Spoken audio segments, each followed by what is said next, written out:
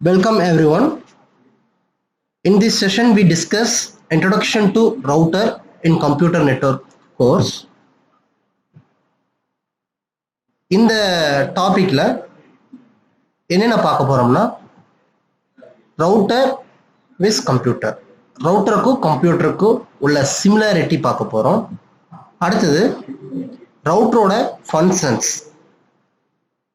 Next ரவுட்டரோட front view and rear வியூல என்னென்ன இருக்கும், பார்ட்ஸ் இருக்கு, அதை பார்க்க போறோம். அடுத்தது ரவுட்டரோட ஹார்ட்வேர் காம்பனன்ட் என்னென்ன இருக்கு. நெக்ஸ்ட் ரவுட்டரோட பூட்டப் ப்ராசஸ். நெக்ஸ்ட் ரவுட்டரோட இன்டர்ஃபேஸ், ரவுட்டர்ல என்னென்ன இன்டர்ஃபேஸஸ் இருக்கு. அண்ட் தென் ரவுட்டரோட பேசிக் கான்ஃபிகரேஷன். இது எல்லாமே தான் இந்த டாபிக்ல நம்ம கவர் பண்ண போறோம். First, routers are computers. நம்ம ரவுட்டர் கம்ப்யூட்டர் ரெண்டுமே வந்து பார்த்தீங்கன்னா சேம்ங்கிற கேட்டகரியில தான் சொல்லுவோம். என்ன ரீசன்? ஓகேங்களா, ரீசன் சொல்ல போனா ரவுட்டருக்குள்ள இருக்கக்கூடிய ஹார்ட்வேர் காம்பனண்ட்டும் கம்ப்யூட்டருக்குள்ள இருக்கக்கூடிய ஹார்ட்வேர் காம்பனண்ட்டும் மோஸ்ட்லி சிமிலரா இருக்கும். அதே மாதிரி ரவுட்டரோட பூட்டப் ப்ராசஸும் கம்ப்யூட்டரோட பூட்டப் ப்ராசஸும் சேமா இருக்கும். இந்த ரீசனுக்காக தான் ரவுட்டர்ஸ் ஆர் கம்ப்யூட்டர்ஸ்னு சொல்லுவாங்க. Okay, a router is a computer just like any other computers including a PC. The very first router used for the Advanced Research Project Agency Network ARPANET was the Interface Message Processor. Router first ARPANETல தான் use படுத்துனாங்க, just message ப்ராசஸருக்காக use படுத்திருக்காங்க. ஓகேங்களா, சரி. அடுத்தது, router have many of the same hardware and software components that are found in the other computers including. அதாவது ரவுட்டருக்குள்ள இருக்கக்கூடிய hardware component ஆகட்டும் சரி, software component ஆகட்டும் சரி, எல்லாமே மோஸ்ட்லி சிமிலரா இருக்கு கம்ப்யூட்டருக்குள்ள இருக்கிற மாதிரி. அதனாலதான் ரவுட்டர்ஸ் ஆர் கம்ப்யூட்டர்ஸ்னு சொல்லியிருக்காங்க. சரி, என்னென்ன? CPU, central processing unit. ஒரு கம்ப்யூட்டர்னு இருந்துச்சுன்னா அங்க சிபியு இருக்கும். அதே மாதிரி ரவுட்டர்ல சிபியு இருக்கு. அடுத்தது ரேண்டம் ஆக்சஸ் மெமரி. கம்ப்யூட்டர்ல இந்த ரேண்டம் ஆக்சஸ் மெமரி இருக்கு. அடுத்தது ரோம்ங்கிற மெமரி இருக்கு, ரீட் ஒன்லி மெமரி. அப்ப இது எல்லாமே வந்து பார்த்தோன்னா ரவுட்டருக்குள்ளேயும் இருக்கு. And then operating system. இப்போ நம்ம மேலே பார்த்தது எல்லாமே வந்து பார்த்தீங்கன்னா இந்த ஃபர்ஸ்ட் 3 பார்த்தது வந்து பார்த்தீங்கன்னா ஹார்ட்வேர், சிபியு, ரேம், ரோம், இதெல்லாமே ஹார்ட்வேர். இந்த லாஸ்டா சொல்றது வந்து ஆப்ரேட்டிங் சிஸ்டம்ங்கிறது வந்து பார்த்தீங்கன்னா சாஃப்ட்வேர். நம்ம கம்ப்யூட்டர்ல எப்படி ஆப்ரேட்டிங் சிஸ்டம் யூஸ் படுத்துறோமோ அதே மாதிரி ரவுட்டருக்குள்ளேயும் நம்ம ஆப்ரேட்டிங் சிஸ்டம் யூஸ் படுத்துவோம். சரிங்க, சரி. அடுத்தது நெக்ஸ்ட், ரவுட்டரோட பிரைமரி ரெஸ்பான்சிபிலிட்டி என்ன? ஓகேங்களா, ரவுட்டரோட பிரைமரி ரெஸ்பான்சிபிலிட்டின்னு சொல்லி எடுத்துட்டோம்னா, the primary responsibility of your router is to direct packet destined for local and remote network. ஓகேங்களா, அதாவது ஒரு ரவுட்டரோட மெயின் ரெஸ்பான்சிபிலிட்டியே என்னன்னு சொல்லுவாங்கன்னா, ஒரு பேக்கெட்டை சோர்ஸ்ல இருந்து டெஸ்டினேஷனுக்கு கொண்டு போய் சேர்த்துறது தான். ஓகேங்களா, அது லோக்கல்ல இருந்தாலும் சரி, டெஸ்டினேஷன் ரிமோட் லொகேஷன்ல இருந்தாலும் சரி, அந்த டெஸ்டினேஷனுக்கு பேக்கெட்டை டிரான்ஸ்ஃபர் பண்றது தான் ரவுட்டரோட மெயின் வேலை. அடுத்தது, determine the best path to send the packet. அதாவது நம்ம ரவுட்டரை வந்து இன்னொரு பர்பஸ்க்காக யூஸ் படுத்துறோம். என்னன்னா, ரவுட்டர் பேக்கெட்டை ஃபார்வர்ட் பண்றப்போ மல்டிபிள் அவைலபிள் பாத் இருக்கலாம். அதாவது பேக்கெட் போய் ஒரு டெஸ்டினேஷனுக்கு சேர்றதுக்கு மல்டிபிள் பாத் இருக்கலாம். அப்படி மல்டிபிள் பாத் இருக்கிறப்போ அந்த பாத்துல எந்த பாத்து பெஸ்டா இருக்கு, அதாவது டிஸ்டன்ஸ் கம்மியா இருக்கு, அப்ப அந்த பாத்தை வந்து பார்த்தீங்கன்னா செலக்ட் பண்றது ரவுட்டரோட வேலை தான். சரிங்களா, அடுத்தது forwarding packet toward their destination. அதுக்கப்புறம் வந்து பார்த்தா அந்த பேக்கெட்டை ஃபார்வர்ட் பண்றது இந்த ரவுட்டரோட வேலை தான். சரி, நெக்ஸ்ட் ரவுட்டரோட ஃப்ரண்ட் வியூ. அதாவது ரவுட்டர்னு எடுத்துட்டோம்னா அதுல ஃப்ரண்ட் வியூல என்னென்ன ஹார்ட்வேர் காம்பனன்ட் இருக்கு, இல்லைன்னா என்னென்ன ஆப்ஷன்ஸ் இருக்குன்னு சொல்லி பார்த்தோம்னா, ஃப்ரண்ட் வியூல வந்து பார்த்தீங்கன்னா 2 ஆப்ஷன்ஸ் கொடுத்துருப்பாங்க. அதாவது எல்இடி கொடுத்துருப்பாங்க. LED means light emitting diode. System activity எல்இடிங்கிறது வந்து பார்த்தீங்கன்னா ஒரு ரவுட்டர்ல ஒரு ரவுட்டிங் ப்ராசஸ் நடந்தாவோ இல்லை வந்து பார்த்தீங்கன்னா ரவுட்டர்ல ஏதாவது அப்டேட் நடந்துட்டு இருக்கிறப்போ அது எல்இடி பிளிங்க் ஆகும். System activity LED. அதுக்கப்புறம் சிஸ்டம் பவர் எல்இடி. இந்த சிஸ்டம் பவர் எல்இடி நம்ம இன்புட் கரண்ட் கொடுக்குறப்பவே ஆட்டோமேட்டிக்கா பிளிங்க் ஆகும். அடுத்தது ரவுட்டரோட பேக் சைடு வியூ பார்க்கலாம். பேக் சைடு வியூல போயிட்டோம்னா ரவுட்டர்ல என்னென்ன ஹார்ட்வேர் காம்பனன்ட் இருக்குன்னு பாருங்க. ஃபர்ஸ்ட் எடுத்தோன்னே 4 ஃபாஸ்ட் ஈதர்நெட் போர்ட் இருக்கும். சரிங்களா? இங்க பாருங்க, இந்த போர்ட் 1 2 3 4 இந்த நாலுமே வந்து பார்த்தீங்கன்னா ஈதர்நெட் சுவிட்ச் போர்ட்னு சொல்லுவாங்க. ஓகேவா? இது 100 Mbps ஸ்பீட்ல டேட்டாவை ட்ரான்ஸ்ஃபர் பண்றதுக்காக யூஸ் படுத்துவோம்.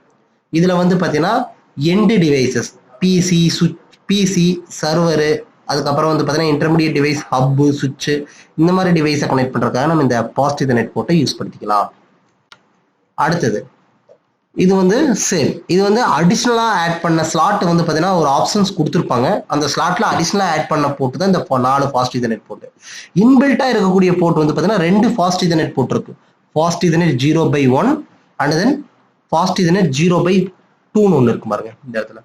சரி, fast Ethernet 0/0 and then fast Ethernet 0/1. இது ரெண்டுமே வந்து பாத்தீங்கன்னா சேம். இங்க என்ன சொன்னா எண்ட் டிவைசஸ் இன்டர்மீடியட் டிவைஸை கனெக்ட் பண்றதுக்காக யூஸ் ஆகும்னு சொன்ன தெரியுங்களா? அதே மாதிரி தான் இங்க. சரிங்களா? சுவிட்ச், பிசி இந்த மாதிரி டிவைஸை கனெக்ட் பண்றதுக்காக இந்த ஃபாஸ்ட் ஈதர்நெட் போர்ட் யூஸ் படுத்துவோம். அடுத்தது இந்த போர்ட் இருக்கு பாருங்க, கன்சோல் போர்ட். இந்த கன்சோல் போர்ட் என்ன பர்பஸ்க்காக யூஸ் ஆகுதுன்னா கான்ஃபிகரேஷன் பர்பஸ்க்காக யூஸ் படுத்துவோம். ஓகேங்களா? அதாவது ரவுட்டரோட இனிஷியல் கான்ஃபிகரேஷனுக்காக யூஸ் படுத்தக்கூடிய போர்ட் தான் இந்த கன்சோல் போர்ட். அடுத்தது ஆக்சிலரி போர்ட், மோடம் கனெக்டிவிட்டிக்காக யூஸ் படுத்துவாங்க. சரிங்களா? அடுத்தது next high speed van interface card. இது வந்து பாத்தீங்கன்னா ரவுட்டர் டு ரவுட்டர் கனெக்ட் பண்றதுக்காக மட்டும் யூஸ் படுத்தக்கூடிய போர்ட் தான் இந்த சீரியல் போர்ட். ஓகேங்களா? சரி, அடுத்தது நெக்ஸ்ட் காம்பேக்ட் ஃபிளாஷ் மாடியூல். இதான் வந்து பாத்தீங்கன்னா நம்ம ஹார்ட் டிஸ்க் மாதிரி. ஓகேங்களா? நம்ம ரவுட்டருக்குள்ள கான்ஃபிகர் பண்றது எல்லாமே இதுல தான் ஃபிளாஷ் மாடியூல் தான் போய் ஸ்டோர் ஆகும். ஓகே, அடுத்தது சிங்கிள் ஸ்லாட் யூஎஸ்பி போர்ட். இது வந்து பார்த்தீங்கன்னா பேக்கப் பர்பஸ்க்காக யூஸ் படுத்துவோம். பேக்கப் ஆர் ரீஸ்டோர் பர்பஸ்க்காக நம்ம யூஸ் படுத்துவோம். சரிங்களா? அப்போ இதுதான் வந்து பார்த்தீங்கன்னா ரவுட்டரோட ரியர் சைடு வியூல இருக்கு. அதுக்கப்புறம் இந்த 3 போர்ட் வந்து பார்த்தீங்கன்னா இன்புட் கரண்ட்டை கொடுக்கறதுக்காகவும், இது வந்து கண்ட்ரோல் சுவிட்ச், ஆன் ஆஃப் சுவிட்ச்னு சொல்லுவாங்க. ஓகேங்களா? அப்போ இதுதான் ரவுட்டரோட ரியர் சைடு வியூல இருக்கக்கூடிய காம்பனன்ட். ஓகேங்களா? அதே மாதிரி ரவுட்டர்ல டிஃப்ரெண்ட் மாடல் ரவுட்டர் இருக்கு. சரிங்களா? 1800 சீரியஸ், 1900 சீரியஸ், 1841 சீரியஸ். நாம இப்ப பாக்குறது வந்து பாத்தீங்கன்னா 1841 மாடல்னு சொல்லுவோம். ஓகேங்களா? இது பழைய மாடல். சரி, அடுத்தது ரவுட்டருக்குள்ள என்னென்ன காம்பனன்ட்ஸ் இருக்கு. ஓகேங்களா? Like a PC, router as a பிசின்னு சொல்லியிருப்பாங்க. ரவுட்டர் ஆல்சோ இன்க்ளூட் என்னென்ன ஹார்ட்வேர் காம்பனன்ட் இருக்கு. சிபியு, சென்ட்ரல் ப்ராசஸிங் யூனிட் இருக்கு, ரேண்டம் ஆக்சஸ் மெமரி இருக்கு, ரீட் ஒன்லி மெமரி இருக்கு. இது எல்லாமே ரவுட்டருக்குள்ள இருக்கக்கூடிய ஹார்ட்வேர் காம்பனன்ட்னு சொல்லி பார்த்தோம். அடுத்தது ரேம்னா என்ன பர்பஸ்க்காக யூஸ் ஆகுது? Store the instruction and data needed to be executed by the CPU. RAM is used to store this component. அதாவது ரேம்ங்கிறது என்ன பர்பஸ்க்காக யூஸ் ஆகுதுன்னா, ரேம்ங்கிறது டெம்பரரி ஸ்டோரேஜ்னு சொல்லுவாங்க. ஏன்னா ரேம்ல வந்து பார்த்தீங்கன்னா டேட்டா பர்மனெண்டா ஸ்டோர் ஆகாது. நம்ம சிஸ்டத்தை ரீஸ்டார்ட் பண்ணாவோ ஆஃப் ஆனாவோ ஆட்டோமேட்டிக்கா ரேம்ல இருக்கக்கூடிய அத்தனை டேட்டாவும் எரேஸ் ஆயிடும். அப்போ இது டெம்பரரி மெமரி. அதே சமயம் வந்து பார்த்தீங்கன்னா பிரைமரி மெமரின்னு சொல்லுவாங்க. ரேம் இல்லாம நம்மளால கம்ப்யூட்டரை ஆப்ரேட் பண்ண முடியாது. சேம் அதே மாதிரி தான், ரேம் இல்லாம நம்ம இந்த ரவுட்டரை யூஸ் படுத்த முடியாது. ஓகேங்களா? அப்போ வந்து பார்த்தீங்கன்னா இந்த ரேம்ல வந்து பார்த்தீங்கன்னா store the instruction and data needed to be executed by the CPU. அதாவது வந்து பார்த்தீங்கன்னா உள்ள நம்ம ஓஎஸ் இருந்துச்சுன்னா அந்த ஓஎஸ் வந்து பார்த்தீங்கன்னா டெம்பரரியா ரேம்ல காப்பி ஆகும். ஓகேங்களா? ரேம்ல காப்பி ஆன பிறகுதான் ஓஎஸ்ஏ லோட் ஆகும். நம்ம சிஸ்டத்தையே நம்ம ஆன் பண்ணி பார்க்க முடியும். ரூட்டரே உள்ளே போய் நம்ம லாகின் பண்ண முடியும். ஓகேங்களா? சரி, அடுத்தது ஆப்ரேட்டிங் சிஸ்டம். ஆப்ரேட்டிங் சிஸ்டம்ங்கிறது வந்து பார்த்தீங்கன்னா ஒரு சாஃப்ட்வேர், சிஸ்டம் சாஃப்ட்வேர்னு சொல்லுவாங்க. ஓகேங்களா? இங்க வந்து பார்த்தீங்கன்னா என்ன சொல்லுவாங்கன்னா ஐஓஎஸ்ன்னு சொல்லுவாங்க, இன்டர் நெட்வொர்க் ஆப்ரேட்டிங் சிஸ்டம். நம்ம கம்ப்யூட்டர் ஆப்ரேட்டிங் சிஸ்டம் சொல்லுவாங்க, இங்க வந்து ஐஓஎஸ்ன்னு சொல்லுவாங்க. என்ன ரீசன்னா, இப்போ நம்ம வந்து பார்த்தீங்கன்னா இன்டர்நெட்டை நம்ம ப்ரௌஸ் பண்றோம். ஒரு சிலர் வந்து பார்த்தீங்கன்னா விண்டோஸ் ஓஎஸ்ல 7 யூஸ் படுத்தலாம், எக்ஸ்பி யூஸ் படுத்தலாம். அதே சமயம் வந்து பார்த்தீங்கன்னா ஒரு சிலர் வந்து பார்த்தீங்கன்னா விண்டோஸ் 10 யூஸ் படுத்தலாம். நெக்ஸ்ட் ஒரு சிலர் லினக்ஸ் யூஸ் படுத்தலாம், ஒரு சிலர் மேக் ஓஎஸ் யூஸ் படுத்தலாம், ஒரு சிலர் வந்து பார்த்தீங்கன்னா மொபைல் ஓஎஸ் யூஸ் படுத்துவாங்க. அப்போ டிஃப்ரெண்ட் யூசர்ஸ் வந்து பார்த்தீங்கன்னா டிஃப்ரெண்ட் ஆப்ரேட்டிங் சிஸ்டத்தை வச்சு இன்டர்நெட்டை ப்ரௌஸ் பண்ணுவாங்க. அப்போ அந்த ரெக்வஸ்ட் எல்லாமே ரவுட்டரை பேஸ் பண்ணி தான் போகும். அப்போ அந்த ரவுட்டர் வந்து பார்த்தீங்கன்னா எந்த வகையான ஆப்ரேட்டிங் சிஸ்டமா இருந்தாலும் அதையே ஹேண்டில் பண்றதுக்கு உண்டான கெப்பாசிட்டி இருக்கும். அதனாலதான் வந்து பார்த்தீங்கன்னா இந்த ஆப்ரேட்டிங் சிஸ்டம் அந்த மாதிரி தான் டெவலப் பண்ணியிருப்பாங்க. அதனாலதான் ஐஓஎஸ்ன்னு சொல்லுவாங்க, இன்டர் நெட்வொர்க் ஆப்ரேட்டிங் சிஸ்டம். என்ன டைப் ஆஃப் ஆப்ரேட்டிங் சிஸ்டத்துல இருந்து ரெக்வஸ்ட் வந்தாலும் அவன் இதை வந்து ஆக்சஸ், அது என்ன சொல்றது, அந்த ரெக்வஸ்ட்டை இவன் ப்ராசஸ் பண்றக்கூடிய கெப்பாசிட்டி இருக்கும். அதனாலதான் ஐஓஎஸ்ன்னு சொல்றோம். ஓகேங்களா? சரி, அடுத்தது next running configuration files. Running configuration ஃபைல்ஸ்னா என்னன்னா டெம்பரவரியா ஸ்டோர் ஆகக்கூடிய டேட்டாஸ். ஓகேங்களா? அதாவது நம்ம ஒரு ரவுட்டர் நான் கான்ஃபிகர் பண்றேன், ஒரு நேம் வைக்கிறேன், இல்லைன்னா ஒரு ஐபி அட்ரஸ் அசைன் பண்றேன். அப்ப அந்த ஐபி அட்ரஸ் எல்லாம் அசைன் பண்றப்ப டெம்பரரியா வந்து பாத்தீங்கன்னா ரேம்ல தான் ஸ்டோர் ஆகும். ஓகேங்களா? அது எல்லாமே வந்து ரன்னிங் கான்ஃபிகரேஷன் ஃபைல்ஸ்னு சொல்லுவாங்க. This is the configuration file that store the configuration commands that the router IOS is currently using. At present நம்ம என்ன யூஸ் பண்ணிட்டு இருக்கோமோ அந்த OSல டெம்பரரியா ஸ்டோர் ஆயிட்டு இருக்கும். சிஸ்டத்தை நம்ம ரீஸ்டார்ட் பண்ணா எல்லா டேட்டா லாஸ் ஆயிரும். அப்ப இந்த ரன்னிங் கான்ஃபிகரேஷன் ஃபைல் எல்லாமே ரேம்ல தான் ஸ்டோர் ஆகும். அடுத்தது IP routing table. This file store information about directly connected and remote networks. இந்த ஐபி ரூட்டிங் டேபிள்ல என்னென்ன இன்ஃபர்மேஷன் இருக்குன்னா ஒரு ரவுட்டர்ல என்னென்ன different types of network connect ஆயிருக்கு, எந்த போர்ட்ல கனெக்ட் ஆயிருக்கு, சரிங்களா? சப்போஸ் ரிமோட் நெட்வொர்க் ஏதாவது கனெக்ட் ஆயிருக்கா, அப்ப ரிமோட் நெட்வொர்க் கனெக்ட் ஆயிருந்துச்சுன்னா அது எந்த புரோட்டோகால் மூலியமா கனெக்ட் ஆயிருக்கு, இல்ல ஸ்டாட்டிக் ரூட்டிங் வழியா கனெக்ட் ஆயிருக்கா, அடுத்தது நெய்பர் ரூட்டர் யாராவது இருக்காங்களா. அப்ப இந்த இன்ஃபர்மேஷன் எல்லாமே எங்க இருக்குன்னா ஐபி ரூட்டிங் டேபிள்ல இருக்கும். அடுத்தது ஏஆர்பி கேட்சின்னு சொல்லுவாங்க. இதுல வந்து என்ன சொல்லியிருப்பாங்கன்னா mapping. This cache contain the IPv4 address to MAC address mapping. அப்போ வந்து பார்த்தீங்கன்னா IPv4 அட்ரஸுக்கும் மேக் அட்ரஸ்க்கு மேப் பண்ணியிருப்பாங்க. ஓகேங்களா? இந்த ஐபி இருக்கக்கூடிய சிஸ்டத்தோட மேக் அட்ரஸ் இதுதான் அப்படின்னு சொல்லி மேப் பண்ணியிருப்பாங்க. அப்போ அந்த இன்ஃபர்மேஷன் ஏஆர்பி கேட்சில ஸ்டோர் ஆயிருக்கும். அடுத்தது packet buffer. Packets are temporarily store. அதாவது பேக்கெட் பஃபர்னா நம்ம ஒரு பேக்கெட் நம்ம அனுப்பணும்னா அந்த பேக்கெட் வந்து டெம்பரரியா ஸ்டோர் ஆயிருக்கும். அதுதான் பேக்கெட் பஃபர்னு சொல்லுவோம். பஃபர்னா மெமரி மாதிரி தான். Okay. ROM read only memory. Read only memory is a form of permanent storage. இது வந்து permanent storage. Cisco device use ROM to store. அப்ப ரோம்ல என்னென்ன இன்ஃபர்மேஷன் இருக்கு? ரேம்ல வந்து பாத்தீங்கன்னா ரன்னிங் கான்ஃபிகரேஷன் இருக்கும், டெம்பரரி டேட்டாஸ் எல்லாமே ரேம்ல இருக்குன்னு சொன்னேன். இப்ப ரோம்ல என்னென்ன இருக்கு? ரோம் வந்து பார்த்தீங்கன்னா பர்மனன்ட் ஸ்டோரேஜ்னு சொல்லுவாங்க. இதில் இருக்கக்கூடிய டேட்டா வந்து பார்த்தீங்கன்னா நம்ம எரைஸ் பண்ண முடியாது.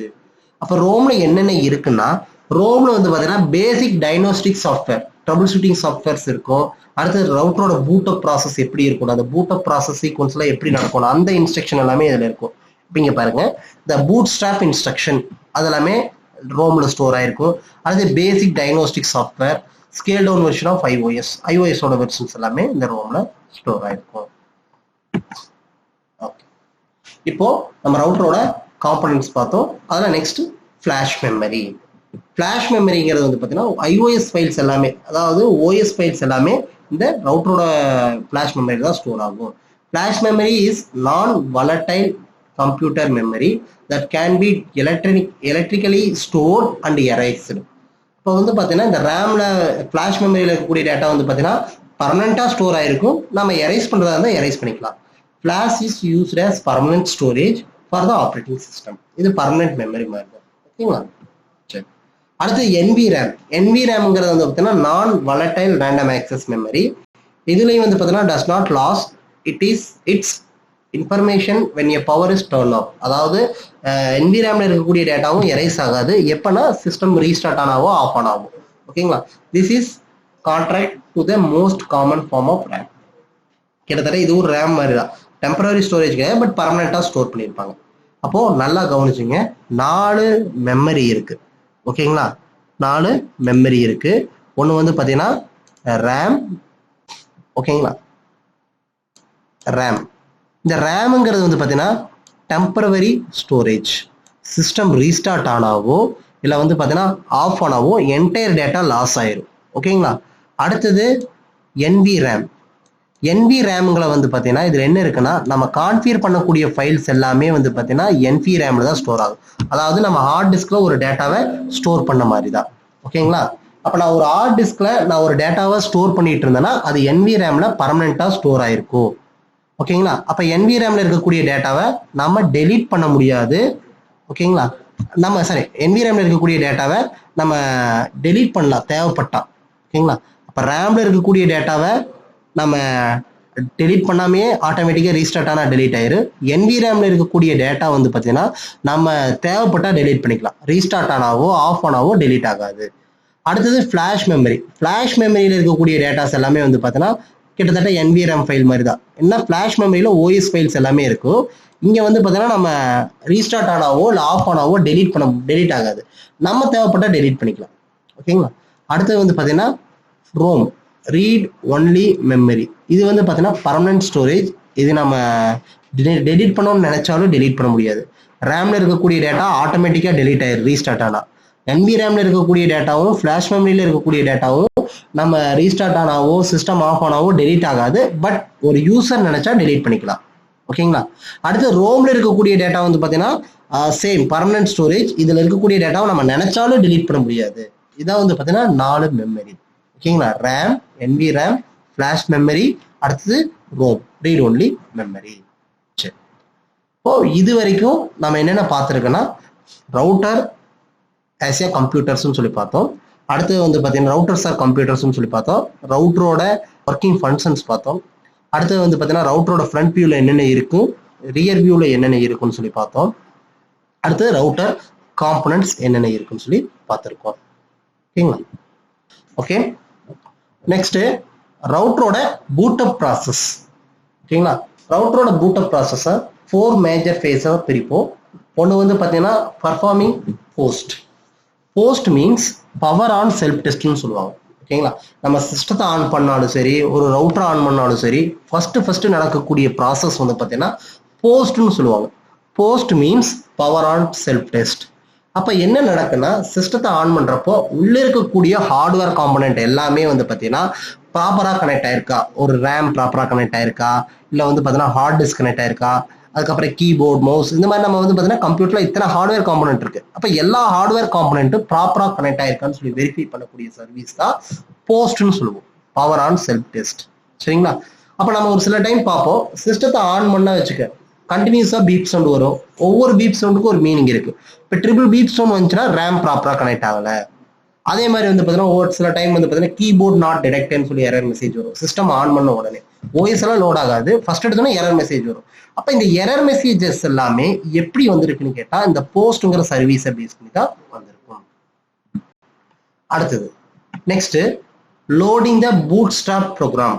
Boot stop. இப்போ பூட் ஸ்டாப்னா என்னன்னா சிஸ்டத்தை ஆன் பண்ண உடனே போஸ்ட்ங்கிற சர்வீஸ் முடிஞ்சிடும். போஸ்ட்ங்கிற சர்வீஸ்னா எல்லா ஹார்ட்வேர் காம்பனன்ட்டும் ப்ராப்பராக கனெக்ட் ஆயிருக்கா, ஓகே ப்ராப்பராக கனெக்ட் ஆயிருச்சுன்னா நெக்ஸ்ட் ஸ்டெப் பூட் ஸ்டாப். பூட் ஸ்டாப்னா OSோட ஃபர்ஸ்ட் ஃபைலை போய் பாயிண்ட் பண்ணக்கூடிய ப்ராசஸ்க்கு பேர் தான் பூட் ஸ்டாப்னு சொல்லுவாங்க. இப்போ நம்ம சிஸ்டத்தை ஆன் பண்ணோன்னா ஃபர்ஸ்ட் ஒர்க் ஆகக்கூடிய hardware component random access memory, RAM தான் ஸ்டார்ட் ஆகும். ஓகேங்களா. ரேம் என்ன பண்ணுவான்னா OSோட ஃபர்ஸ்ட் ஃபைலை போய் பாயிண்ட் பண்ணுவான். ஓகேங்களா. OSோட ஃபர்ஸ்ட் ஃபைலை வந்து பார்த்தீங்கன்னா ஹார்ட் டிஸ்க்ல இருந்துச்சுன்னா அந்த ஹார்ட் டிஸ்க்ல போய் அந்த ஃபர்ஸ்ட் ஃபைலை போய் பாயிண்ட் பண்ணுவான். திஸ் ப்ராசஸ் கால்ட் பூட் ஸ்டாப்னு சொல்லுவாங்க.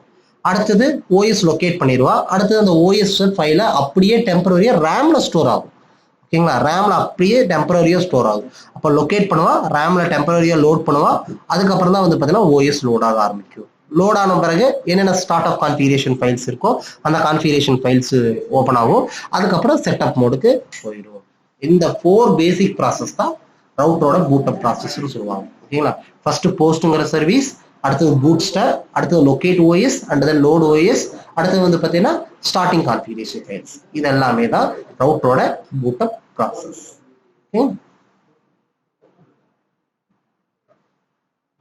இப்போ ஃபர்ஸ்ட் ஸ்டெப் செகண்ட் ஸ்டெப்ல என்ன நடக்கும்? இப்போ உள்ள இருக்கக்கூடிய ஹார்ட்வேர் காம்பனன்ட் எல்லாமே ப்ராப்பரா கனெக்ட் ஆயிருக்கா. அடுத்தது வந்து பார்த்தீங்கன்னா இந்த சர்வீஸ்க்கு பேர் போஸ்ட்னு சொன்னேன். அடுத்து OSோட ஃபைலை டெம்பரரியா காப்பி பண்ணுவான்.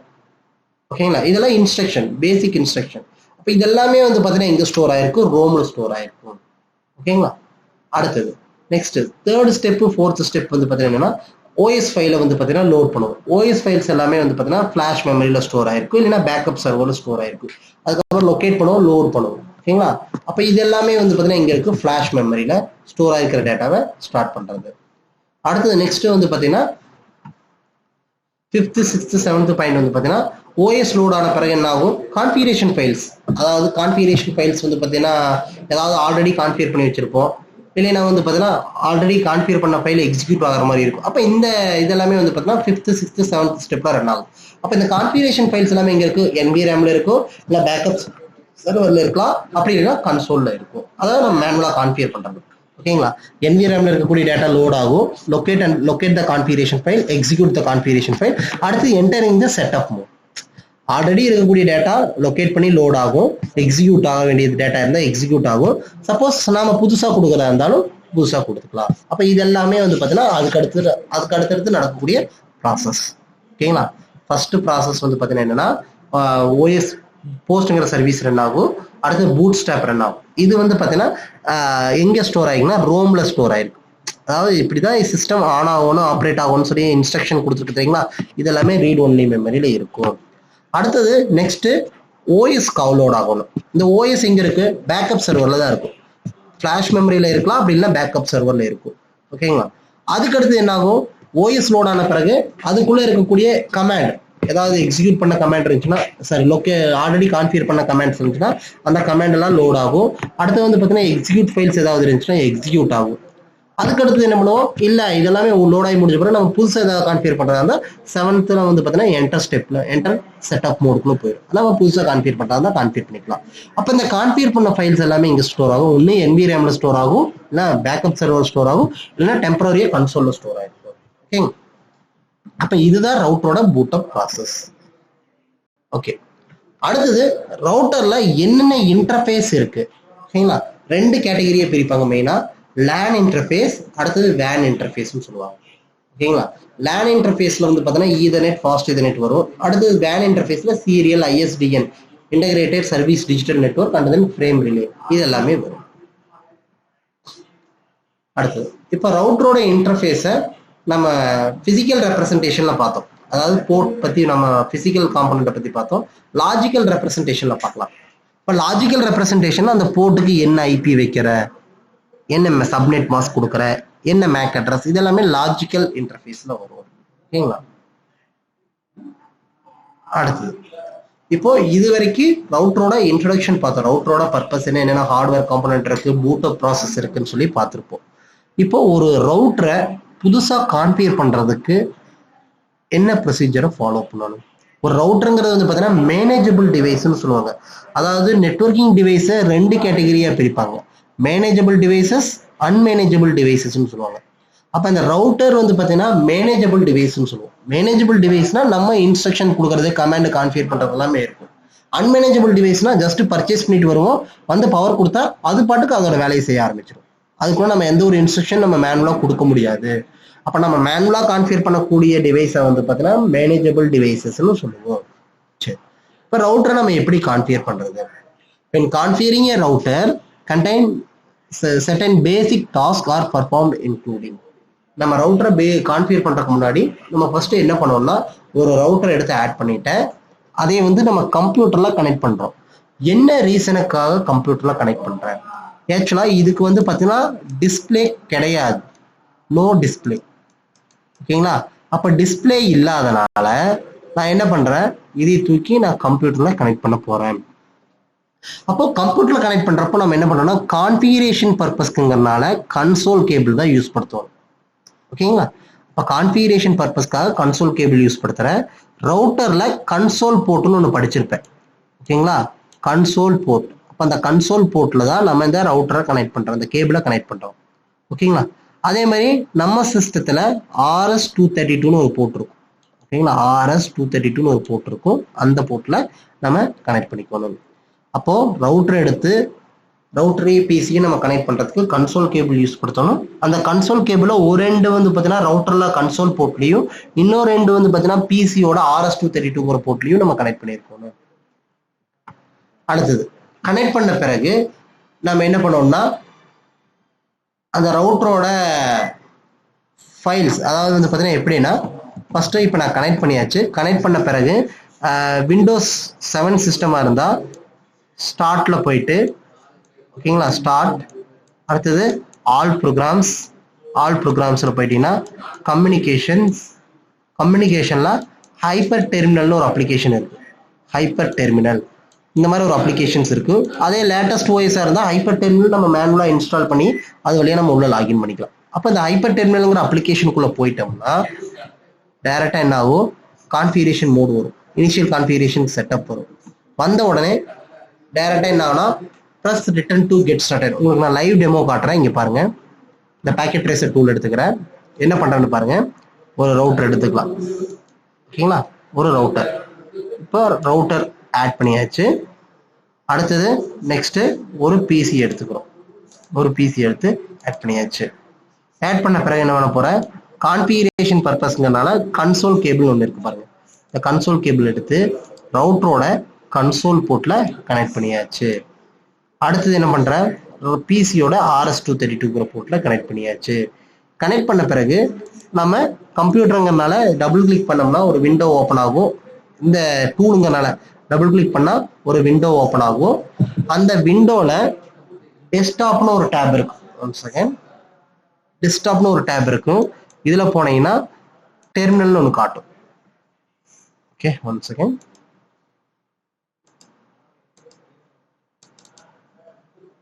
டெஸ்க்டாப்ல கிளிக் பண்ணிட்ட டேபை கிளிக் பண்ணோன்னே டெர்மினல் இருக்கு பாருங்க. அப்ப சிஸ்டத்துல ரியல் டைம்ல வந்து பாத்தீங்கன்னா சிஸ்டத்துல ஹைப்பர் டெர்மினல் ஓப்பன் பண்ணா இந்த மாதிரி தான் வரும்.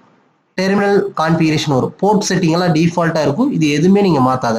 பிட் பர் செகண்ட் எவ்வளவு டிரான்ஸ்ஃபர் ஆகணும், இதெல்லாமே எதுவுமே நீங்க மாத்தக்கூடாது. மாத்தாம ஓகே கொடுத்துருங்க. ஓகே கொடுத்தீங்கன்னா என்ன ஆகும்னா இந்த மாதிரி லோட் ஆகும்.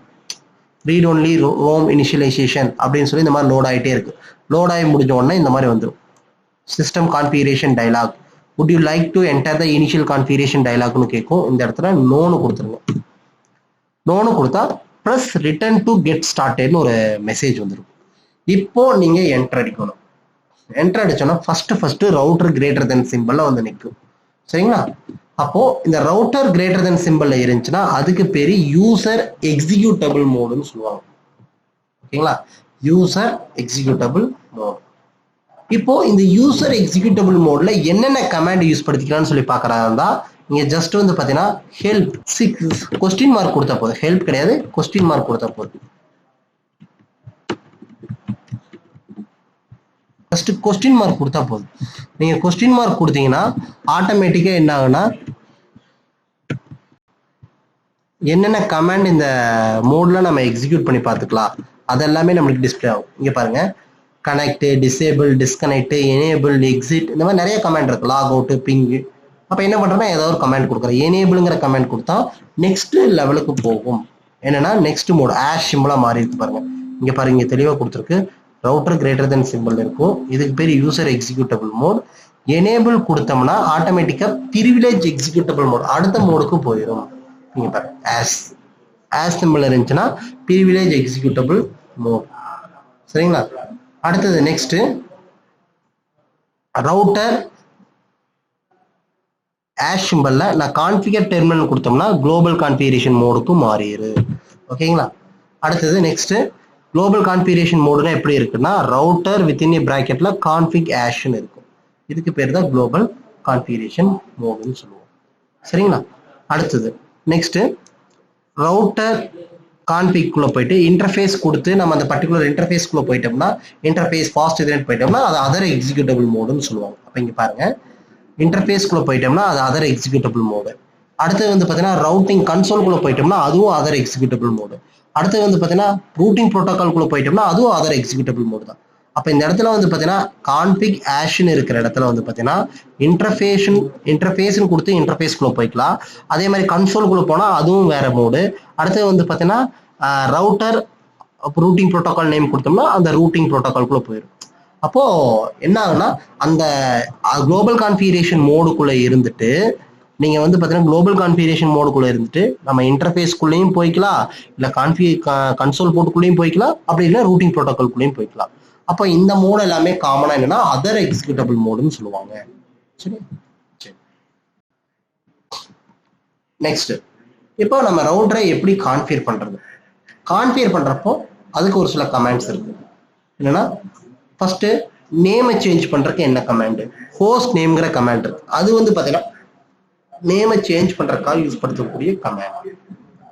இப்போ இந்த ரவுட்டர் வித்தின் ஏ பிராக்கெட்ல கான்ஃபிக் நேஷன் இருந்துச்சுன்னா இது என்ன மோடு, குளோபல் கான்ஃபிகரேஷன் மோட். அப்ப இந்த குளோபல் கான்ஃபிகரேஷன் மோடுக்குள்ள போயிட்டு தான் நம்ம இந்த ஹோஸ்ட் நேமை நம்ம சேஞ்ச் பண்றதுக்குண்டான கமாண்டை கொடுக்க முடியும். இப்போ இதை நான் அப்படியே எக்ஸிக்யூட் பண்ணி காட்டுறேன். இப்போ ஜஸ்ட் டபுள் கிளிக் பண்ணா இந்த டெர்மினலுக்குள்ள தான் இருக்கு. இப்போ வந்து பார்த்தீங்கன்னா என்ன பண்றேன், எனேபிள் கொடுத்த உடனே பிரிவிலேஜ் எக்ஸிக்யூட்டபிள் மோடுக்கு வந்துருச்சு.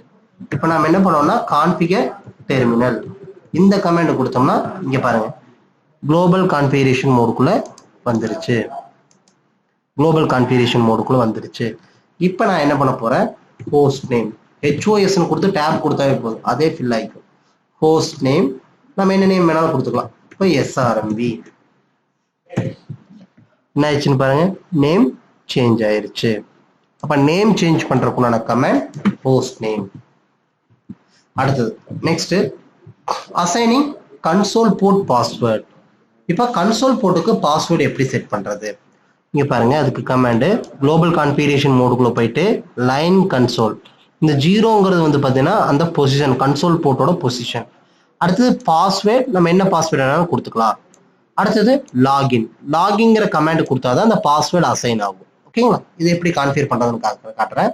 இப்போ இங்க பாருங்க, இப்போ இதுக்குள்ள போயிட்டேன், நான் எக்ஸிட் கொடுத்து வெளியே போய்க்கலாம். Ctrl+Z எக்ஸிட் கொடுத்துட்டு நான் வெளியே போய்க்கிறேன். கொடுத்து வெளியே போனா ப்ளஸ் ரிட்டர்ன் டு கெட் ஸ்டார்ட்னு இருக்கு. என்டர் அடிச்சோன்னா என்ன ஆகுது, பிரிவிலேஜ் EXE மோடுக்கு வருது. ஓகேங்களா, இப்போ பிரிவிலேஜ் EXE மோடு வரதுக்கு முன்னாடி பாஸ்வேர்டு கேட்கணும்னா என்ன பண்றது, அப்போ கன்சோல் போர்ட்டுக்கு நம்ம பாஸ்வேர்டு செட் பண்ணணும். ஓகேங்களா, இப்போ என்ன பண்ணணும் பாரு, குளோபல் கான்ஃபிகரேஷன் மோடுக்குள்ள போயிட்டு line console 0 password Cisco login கொடுத்துட்டுனா இப்போ எக்ஸிட் கொடுத்து வெளியே போங்க.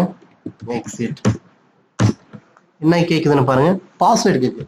ப்ரீவியஸா எந்த ஒரு பாஸ்வேர்டு கேட்கல, இப்போ பாஸ்வேர்டு கேக்குது சிஸ்கோ. ஓகேவா, அடுத்தது நெக்ஸ்ட் ரிமோட் ஆக்சஸ்க்கு நம்ம பாஸ்வேர்ட் செட் பண்ணலாம். ஓகேங்களா, ரிமோட் ஆக்சஸ் ஓகேங்களா, விர்ச்சுவல் டெர்மினல் சொல்லுவாங்க. ரிமோட் ஆக்சஸ்க்காக பாஸ்வேர்ட் செட் பண்றதுக்கு லைன் VTY 04. அப்போ வந்து பார்த்தீங்கன்னா 0லேருந்து 4 5 டிஃப்ரெண்ட் கனெக்ஷன்ஸை நம்ம எடுத்துக்க முடியும். 0 1 2 3 4 4 அப்போ எவ்வளோ ஆச்சு, 3 4 5. இப்போ 5 டிஃப்ரெண்ட் கனெக்ஷனை ஒரே டைம்ல ரிமோட்ல எடுக்க முடியும். ஓகேங்களா, அதுக்கு உண்டான பாஸ்வேர்ட் செட் பண்ணுறதுக்கான ப்ரொசீஜர் என்னன்னு பார்க்கலாம். இப்போ இங்கே பாருங்க, enable configure terminal line VTY 0 to 4 நம்ம 15 வரைக்கும் கொடுக்கலாம். 0 to 4 மட்டும் கொடுக்குறேன். கொஸ்டின் மார்க் கொடுத்தா நம்மளுக்கு காட்டும். இங்கே பாருங்க லாஸ்ட் லைன் 15 வரைக்கும் கொடுக்க முடியும், நான் 0 to 4 மட்டும் கொடுக்குறேன். கொடுத்துட்டு பாஸ்வேர்ட் நம்ம ஏதாவது கொடுத்துக்கலாம், BCA 2020. ஓகேங்களா, அடுத்தது லாகின், அவ்வளோதான். அப்போ விர்ச்சுவல் டெர்மினலுக்கு நம்ம பாஸ்வேர்டு வச்சாச்சு. அடுத்தது இப்போ அசைனிங் பிரிவிலேஜ் மோட் பாஸ்வேர்டு. நம்ம பிரிவிலேஜ் மோடுக்கு போறதுக்கு கூட நம்ம பாஸ்வேர்டு வைக்கலாம். இப்போ இங்க பாருங்க, எக்ஸிட் கொடுத்து வெளியே போயிட்டேன். இப்போ என்டர் அடிச்சோன்னே யூசர் எக்ஸிக்யூட்டபிள் மோடுக்கு போறப்ப பாஸ்வேர்டு கேட்குது. இப்போ எனேபிள் கொடுத்தா டைரக்டா பிரிவிலேஜ் EXE மோடுக்கு போதா, இப்போ நான் இங்க பாஸ்வேர்டு வைக்கலாம். எனேபிள் பாஸ்வேர்டு கொடுத்தா மறுபடியும் பிரிவிலேஜ் EXE மோடுக்கு வர மாதிரி பாஸ்வேர்டு செட் பண்ண முடியும். அது எப்படி செட் பண்றதுன்னா இங்க பாருங்க, எனேபிள் சீக்ரெட் நம்ம என்ன பாஸ்வேர்டு வேணாலும் வச்சுக்கலாம். இப்போ ஃபார் எக்ஸாம்பிள் கிளாஸ். இப்போ எக்ஸிட் கொடுத்து வெளியே போயிருங்க. ஓகே,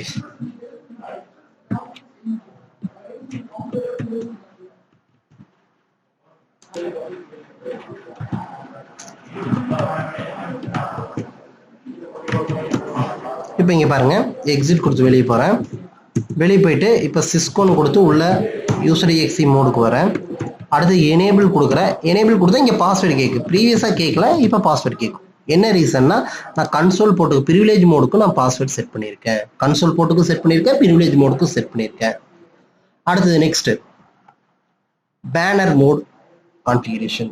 அதாவது நம்ம உள்ள என்டர் ஆகிறப்போ ஒரு வெல்கம் மெசேஜ் வர மாதிரி நம்ம கான்ஃபிகர் பண்ணலாம்.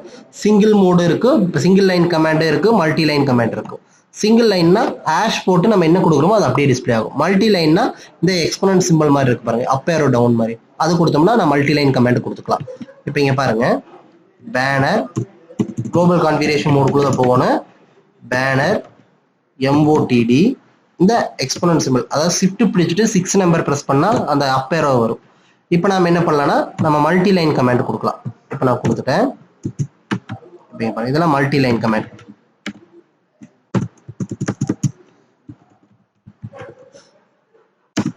Welcome to new router configuration. New router configuration. ஓகேங்களா? இப்போ இங்கே பாருங்க, இந்த மல்டி லைன் கமெண்ட் கொடுத்துட்டேன். இப்போ மறுபடியும் ஷிஃப்ட் பிடிச்சிட்டு அந்த 6 ப்ரெஸ் பண்ணோம்னா அந்த எக்ஸ்போனன்ட் சிம்பிள் வந்துடும். ஓகேவா? இப்போ சேவ் ஆயிடுச்சு. இப்போ இது வெல்கம் பேனர் மெசேஜ்னு சொல்லுவாங்க. இப்போ இங்கே பாருங்க, எக்ஸிட் கொடுத்து வெளியே போகிறேன். முன்னாடி பாருங்க, இந்த மெசேஜ்ல எது வந்திருக்காது இப்போ வந்திருக்கு பாருங்க, welcome to new router configuration. ஓகேங்களா? அப்போ இது வந்து பேனர் மோட் பேனர் கான்ஃபிகரேஷன் சொல்லுவாங்க. ஓகேங்களா? அடுத்தது next configuring fast ethernet port. ஒரு ரவுட்டரோட ஃபாஸ்ட் ஈதர்நெட் போர்ட் எப்படி கான்ஃபிகர் பண்றது? ரொம்ப சிம்பிள். என்னென்ன போர்ட் இருக்குன்னு ஃபர்ஸ்ட் பார்க்கணும். Show IP interface brief. ரவுட்டர்ல என்னென்ன போர்ட் இருக்கு? ஃபாஸ்ட் ஈதர்நெட் போர்ட் இருக்கு, சீரியல் போர்ட் இருக்கு. ஃபாஸ்ட் ஈதர்நெட் போர்ட்டுக்கு நேம் இருக்கு பாருங்க. இப்போ இந்த போர்ட்டுக்கு நான் நேம் ஐபி அட்ரஸ் அசைன் பண்றது எப்படி அசைன் பண்றது? இது வந்து குளோபல் கான்ஃபிகரேஷன் மோடுக்குள்ள தான் போகணும். கான்ஃபிகர் டெர்மினல் கொடுத்துட்டோம்னா குளோபல் கான்ஃபிகரேஷன் மோடுக்குள்ள போயிடும். இன்டர்ஃபேஸ் ஃபாஸ்ட் ஈதர்நெட் 0/0 அங்க என்ன இருக்கோ அது இன்டர்ஃபேஸ் கொடுக்கணும். டிஃபால்ட்டா போர்ட்டோட ஸ்டேட்டஸ் வந்து ஆஃப்ல தான் இருக்கு. ஆன் பண்ணணும். ஆன் பண்றதுக்கு நோ ஷட் டவுன் கொடுத்தோடனே இங்க பாருங்க, சேஞ்ச் ஸ்டேட் டு அப் மாறிடுச்சுங்களா? அடுத்தது ஐபி அட்ரஸ். நம்ம என்ன அட்ரஸ் வேணா வச்சுக்கலாம். 192.168.1.1 ஸ்பேஸ் சப்நெட் மாஸ்க் கம்பல்சரி கொடுக்கணும். இது கிளாஸ் சி ஐபி அட்ரஸ்ங்கிறனால 3255 ஒரு 0 கொடுக்கணும். இப்போ கொடுத்தாச்சு. இப்போ கண்ட்ரோல் இசட் கொடுத்தீங்கன்னா டைரக்டா பிரிவிலேஜ் EXE மோடுக்கு போயிடும். ஸோ ஐபி இன்டர்ஃபேஸ் பிரீஃப் இந்த கமெண்ட் கொடுத்து பாருங்க. இப்போ பாருங்க, ஐபி அட்ரஸ் இல்லாம இருந்துச்சு ப்ரீவியஸா. இப்போ பாருங்க, ஐபி அட்ரஸ் அசைன் ஆயிருக்கு. இது ஃபாஸ்ட் ஈதர்நெட் போர்ட்டுக்கு ஐபி அட்ரஸ் செட் பண்றதுக்கு உண்டான கமாண்ட்.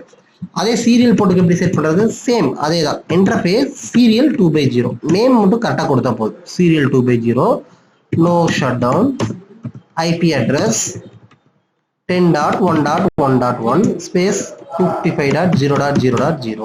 இது கிளாஸ் ஏ ஐபி அட்ரஸ்ங்கனால ஒரு 255 கொடுத்தா போதும். Control Z show IP interface brief இப்போ கொடுத்து பாருங்க. சீரியல் போர்ட்டுக்கு பாஸ்வேர்ட் செட் ஆயிருச்சா? ஐபி அட்ரஸ் செட் ஆயிருச்சா? இப்போ இங்க பாருங்க, அதே கமாண்ட் தான். சீரியல் போர்ட்டுக்கு எப்படி பாஸ்வேர்ட் ஐபி அட்ரஸ் செட் பண்றது?